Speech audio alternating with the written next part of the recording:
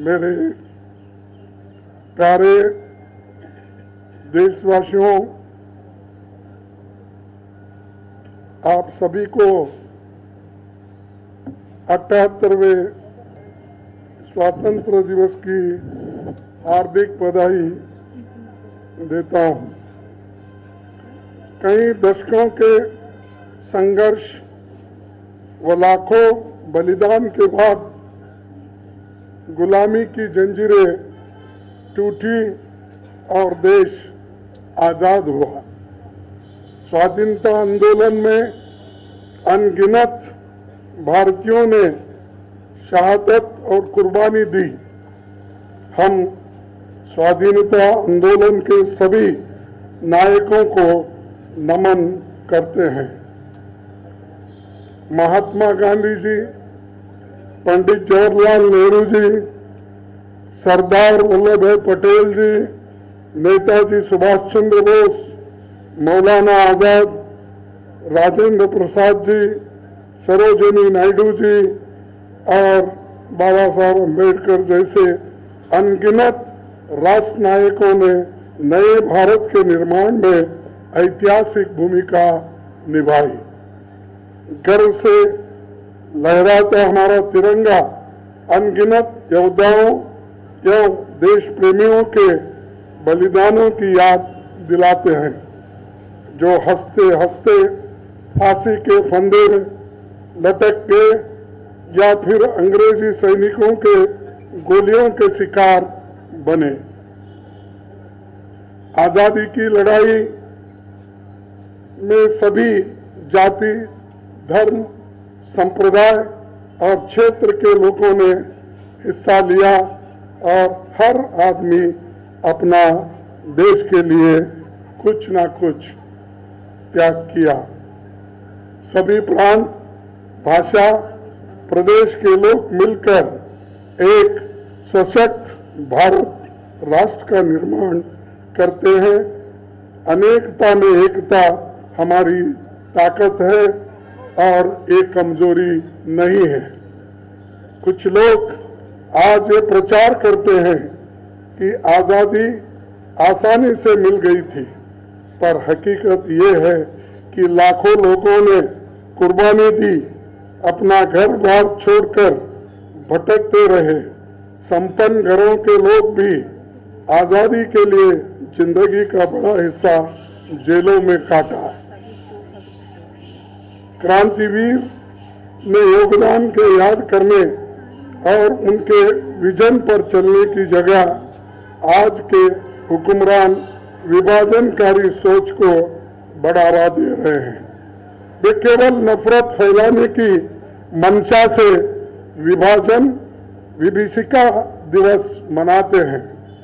जिन्होंने आजादी के आंदोलन में भाग नहीं लिया, वो कांग्रेस पार्टी को नसीहत देते हैं, नाखून कटाकर शहीद बनते हैं। यह ऐतिहासिक सच है कि उनकी नफरत भरी राजनीति ने ही देश को दो टुकड़े में बांट दिया। ये विभाजन उन्हीं के कारण हुआ। अपने स्वार्थ के लिए जानबूझकर अंग्रेजों की षड्यंत्रकारी सोच फूट डालो और राज करो को आगे बढ़ाने का काम संघ परिवार ने किस तरह किया है और इसके प्रमाणों की कमी नहीं है। 2022 से मोदी सरकार हर घर तिरंगा अभियान चला रही है। हमें खुशी है कि 6 दशक के बाद इनको प्रायश्चित करने की सूझी। अपनी गलती का एहसास हुआ। इसके पहले तिरंगे को अपने दफ्तरों पर फहराने तक पहले परहेज था और आज वो ये बात पढ़ा रहे हैं कि हर घर तिरंगा। लेकिन सच्चाई ये है कि हमारे देश के लोग पिछले करीब 100 वर्षों से हर दिल तिरंगा और हर हाथ तिरंगा मना रहे हैं। ये देश कश्मीर से कन्याकुमारी और कच्छ से कोहिमा तक अगर एक है तो 140 करोड़ लोगों की एकता से जज्बे की वजह से है। उस जज्बे और तिरंगे की शान को पूरी दुनिया ने राहुल जी की भारत जोड़ो यात्रा के दौरान आप लोगों ने देखा है और पूरी देश भी देखी है। आज इस देश के लोगों की जरूरत है हर घर नौकरी, हर घर न्याय हम चाहते हैं। सामाजिक न्याय, आर्थिक न्याय और राजनीतिक न्याय। ये देश आर्थिक असमानता और बेरोजगारी से मुक्ति चाहती है। इन मुद्दों को अनंत काल तक भटकाया नहीं जा सकता। जितनी देरी होगी समस्याएं और भी जटिल होंगे। मोदी सरकार का ये 11वां साल है, लेकिन लोगों का जीवन बेहतर होने की जगह बदतर होते जा रही है। बेरोजगारी, महंगाई और गैर बराबरी, भ्रष्टाचार से आम लोग रोज जूझ रहे हैं। सरकार अपने अहंकार के कारण दीवार पर लिखी इबारत पढ़ से इनकार कर रही है। पंडित नेहरू जी ने कहा था, वेयर फ्रीडम इज मैनेज्ड और जस्टिस इज थ्रेटन्ड और where aggression takes place we cannot be and shall not be neutral. ये पंडित जवाहरलाल नेहरू जी का कहना है।